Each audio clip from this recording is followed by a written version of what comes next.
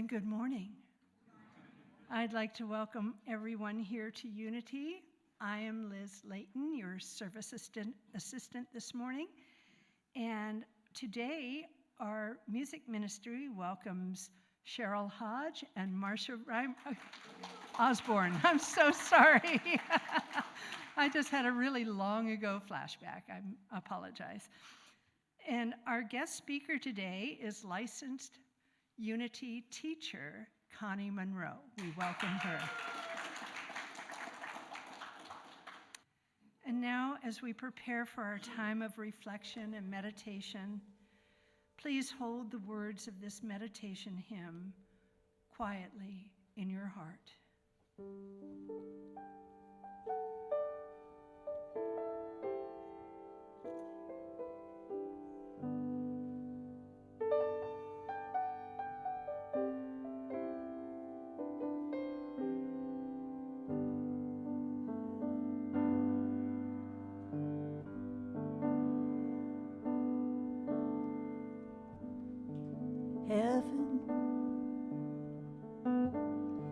Heaven guide me, heaven show me the way, heaven guide me,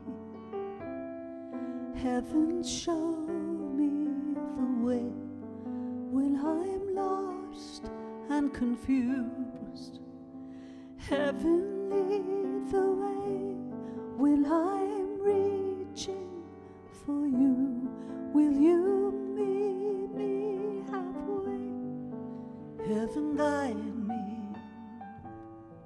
heaven show me the way, heaven guide me, heaven show me the way, when I'm lost and confused, heaven lead the way, when I'm reaching for you, will you meet me halfway?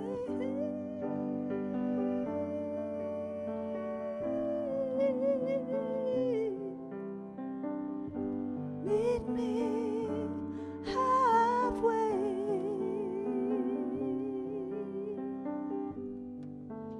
Meet me halfway.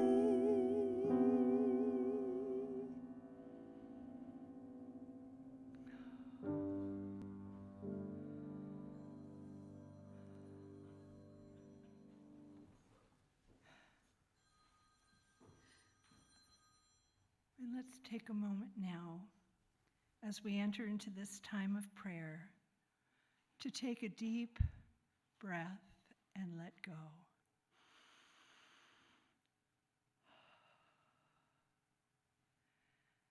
We affirm, trusting in the love of God, I find unlimited possibility.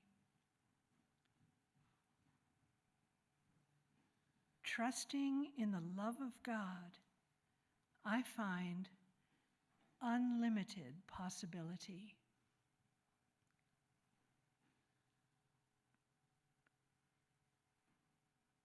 Divine love is unlimited, and we can call upon it to heal and strengthen ourselves and to promote peace and harmony in our lives and in the world.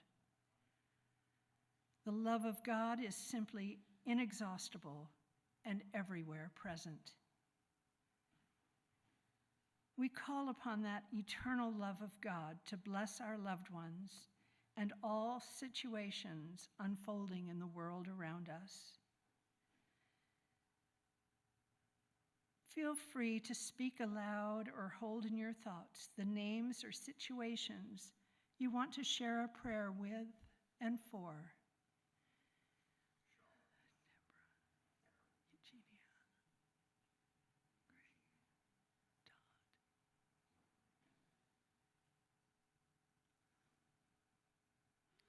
As we focus on the unlimited source of God's love and prayer, we open ourselves to being vessels of joy, guidance, health, and peace.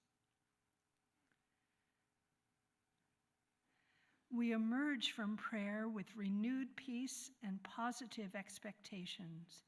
Moving forward, we find unlimited possibilities.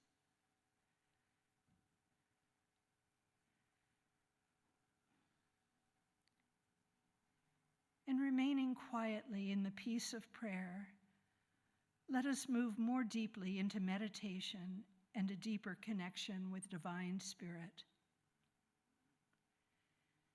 Take another deep cleansing breath as you sink more comfortably into your chair.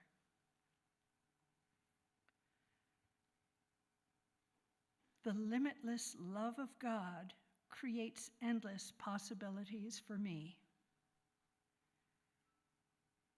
As the seasons change, I am open to the growing changes in my spiritual abilities, love, faith, understanding, wisdom, and more. I trust that God has provided me with all I need to flourish and thrive in the world.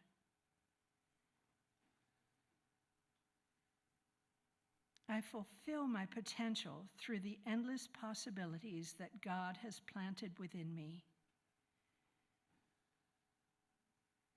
I invite love.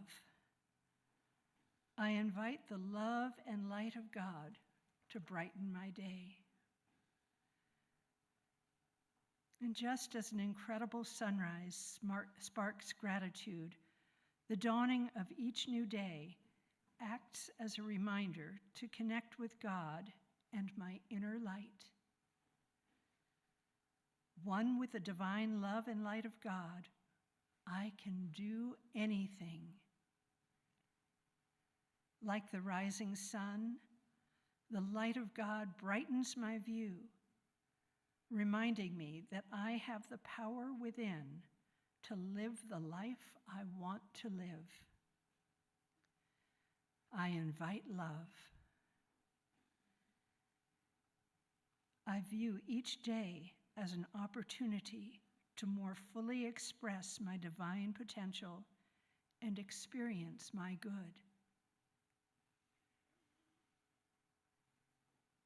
I invite love.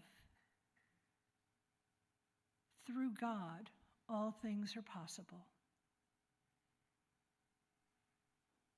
Thank you. Thank you. Thank you. Amen.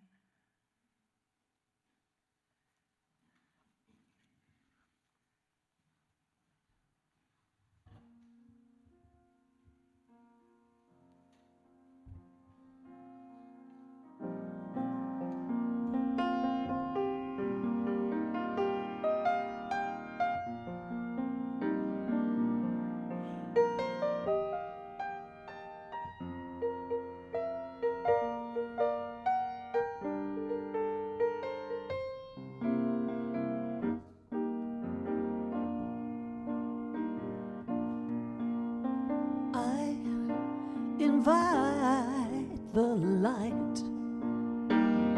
Yes, I invite the light.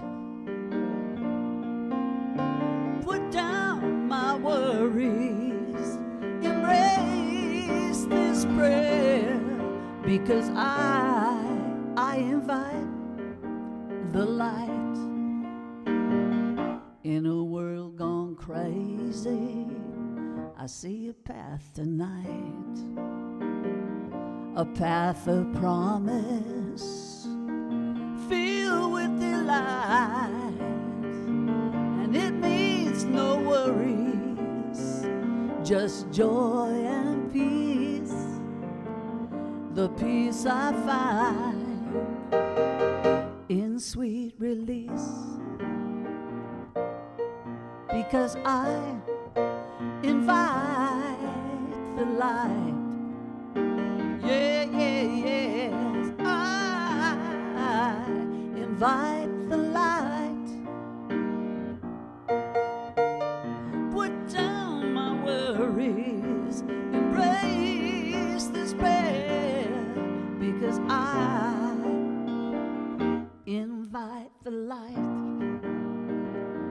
the victory's here inside my heart. When troubles pass over, there's a brand new start.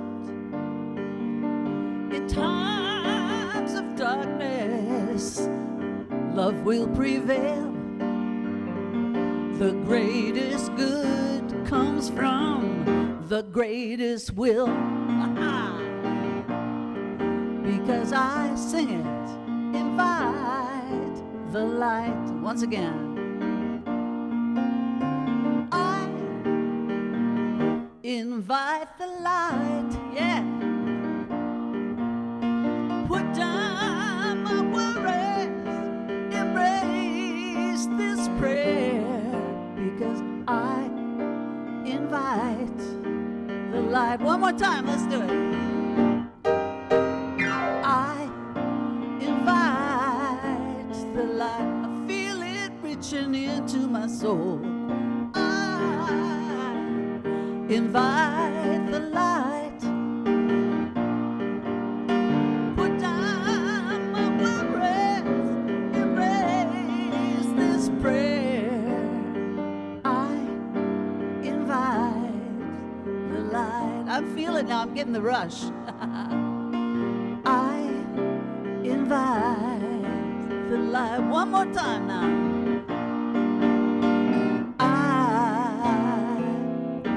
Invite the light.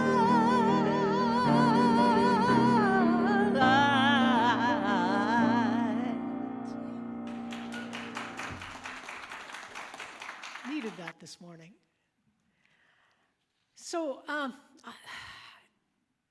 my name's Connie Munro, and lots of you I really know well, and we've got some new faces here, and I think that's great. I think in part because when I show up here and I see new people, I think about how I first connected with Unity, and it was one of those rough spots in my mid-40s when life wasn't exactly as I'd planned it. It happens, eh? And I'd been away doing some work at a personal growth center up in British Columbia, and I came home and one of the people who had told me about this center called me up to see how I was doing, and so I was waxing eloquent about what a great time I'd had that week, and he said, the way you're talking now, you might like Unity. And so he told me where this church was that I'd never heard of, quite frankly. So I found my way to Unity the next week, and life has never been the same. I walked in there, and all of a sudden I knew that there was a message here that was really helpful, really practical. Well, practical is what we're all about here. When I first went down to Unity Village to study to become a Unity teacher, one of the things that really impressed me is I walked onto the campus and there's a sign there saying the Unity School of Practical Christianity. And it makes good sense to me. Anyway, it's a welcome to all those here today, but also all the people online.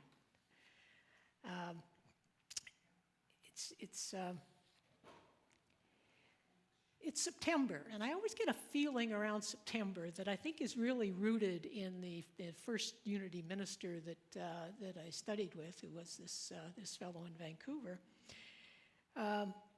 because he used to use it as a time to tell us basically, okay, you've had your fun this summer, now kids are back in school, holidays are finished, we better get to work. And the thing that was emphasized was that that's what Unity is all about. It's all about spiritual growth, really being practiced in every facet of your life, and a certain soul circle develops where during the year sometimes you're more active than others, but there's a feeling around September that it's time to start thinking about our spiritual work again. One of the things that I'm accustomed to in this time of year is to start working on the whole question of my relationship with 12 soul powers. And we've talked about that subject many times here in the past. For a while, there was a practice of one soul power being assigned to every month, and that it would somehow crop up in the talks that were done virtually every Sunday in the month. Specifically, our concern about our soul powers is whether or not they're balanced, whether they're, well, firstly, just to reiterate that they represent the great centers of actions in our psyche, and their faith, imagination, zeal, power, will, understanding, love, strength, wisdom, order, life, and release. And you may recall from previous talks that the powers are all attached to one of the disciples, and the understanding in unity is that when Jesus got to the stage in life, and in his case that was in his 30s, to actually begin doing some serious teaching, that he called together these powers so that each of the apostles represents a power. And those are the powers that are in each of us and that we use to develop our own personal consciousness and have it develop into our spiritual consciousness. So it's one of the oldest and most fundamental teachings in unity, but I would make the point that don't regard it as dogma. I mean, unity really doesn't have any dogma as such, but we have ideas that we learn from, and that's simply the way to look at this. Is that it's another way to learn the lessons that you have to live, that you need to learn in order to live your life fully. And it provides us with the way to look at Jesus' teachings and to get some insight into our life and utilize those insights in order to shape the life that we want to live. So as I say, I mean, just out of habit in my case, I start doing more of this work in the fall, and then as I was starting to make some notes for this morning, I realized we're only 11 weeks away from Advent. I mean, that's a wake-up call. I mean, I shouldn't be surprised. I mean, the Christmas trees were starting to show up in Costco last week.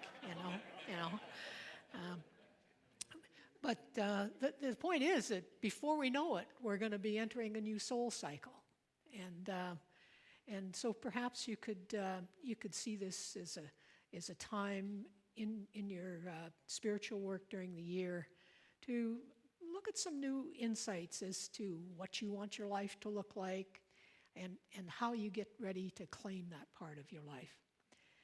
And if you're starting to think about these things for the first time, or haven't really recently focused your attention on them, you might want to do some preliminary work clarifying the underlying issue, and that's kind of what I was going to talk about mostly this morning. And that, simply put, is how do you see your life?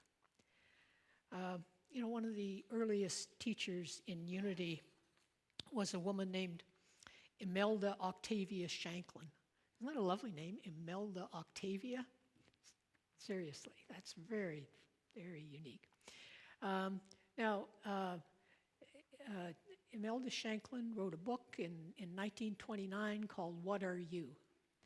And her answer to that question was that spiritually, each one of us is a soul who has forgotten its divine identity. A soul that has forgotten its divine identity. And, we're not talking about who you are when we speak of identity, because the who only defines the personal qualities that we have. And personal natures, they're important, your name, where and to whom you were born, your age, your job, all the rest of it. But it's not the whole story. And Shanklin says that when you identify only with the personal, there's an underlying dissatisfaction. She calls it a lack for which you cannot account, but which is very real to you. Excuse me. Brought my own bottle of water today. Here, just.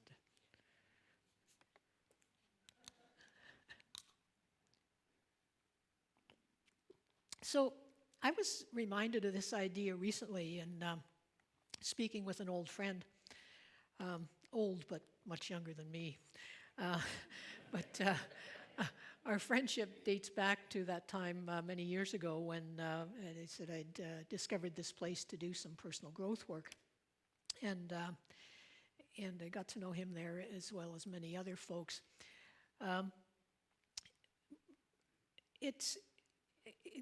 The whole issue of personal growth work, you may remember, particularly if you're a boomer, that it was pretty popular in a few years back. And the place that I was at was this center in British Columbia called The Haven. And for those of you who remember that period of time, you could kind of liken it to Esalen down in California. So I'm talking to my friend, and I'm very aware that for the past 5 years, he's been under treatment for a very serious cancer diagnosis. And out of that often painful and challenging experience, he's worked on developing some insights in life. And what my friend told me was that in thinking back to the personal work that we did at the Haven, that both he and I found to be very good, very helpful, but that operated primarily on the level of the ego. It was very good, for example, in terms of one's relationships and improving honest communication. But the difference that he was observing now was how the level of the work that he was doing in dealing with his health challenges needed to go deeper, beyond the level of ego and working with the level of spirit. And I came away from that conversation thinking that my friend had experienced and articulated a really important insight that I believe is well supported. I'd actually come to the same conclusions, though not through dealing with issues around illness, but from my study of unity teachings.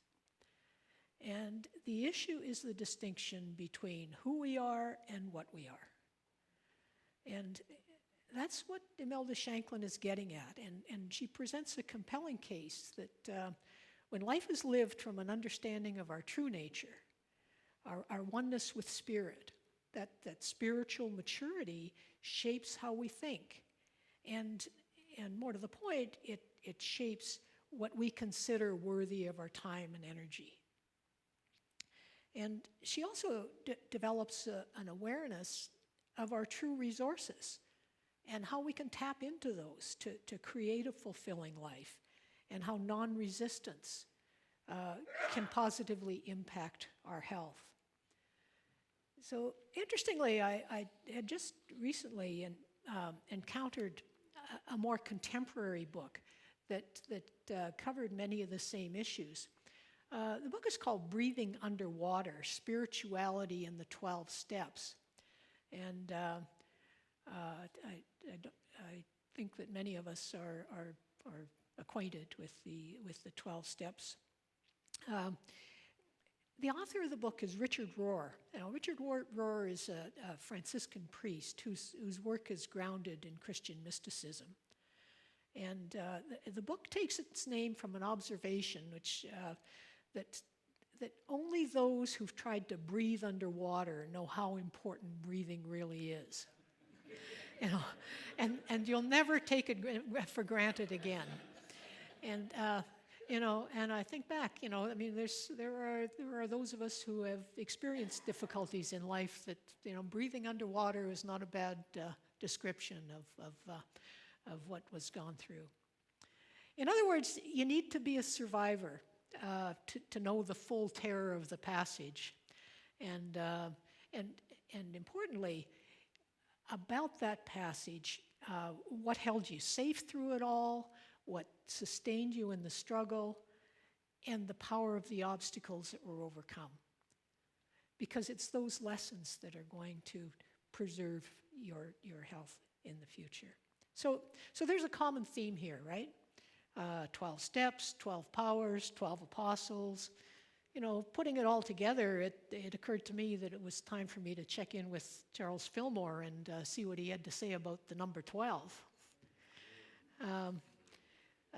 The Metaphysical Bible Dictionary says that 12 always refers to spiritual fulfillment. And I didn't have to look far for further insight, because on the first page of chapter 1 in the 12 Powers of Man, Charles Fillmore wrote, "The subconscious realm in man has 12 great centers of action with 12 presiding egos or identities. When Jesus had attained a certain soul development, he called his 12 apostles to him." Now, this means that when you're developing out of mere personal consciousness into spiritual consciousness, you begin to train deeper and larger powers, what we refer to in unity as the 12 soul powers. Now, where you can take this is a subject for another time and more depth and discussion. But I would encourage you to give thought to your own 12 powers. And the one thing I know about this work is that it is the work of a lifetime. And the directions that you can take there's an infinite number of ways in which you can use these powers in your own life to live better, achieve what you want, be able to pass on to others the positive aspects of a new way of thinking about your life. We now thanking a number of people who managed to put this together every week, have coffee time after service.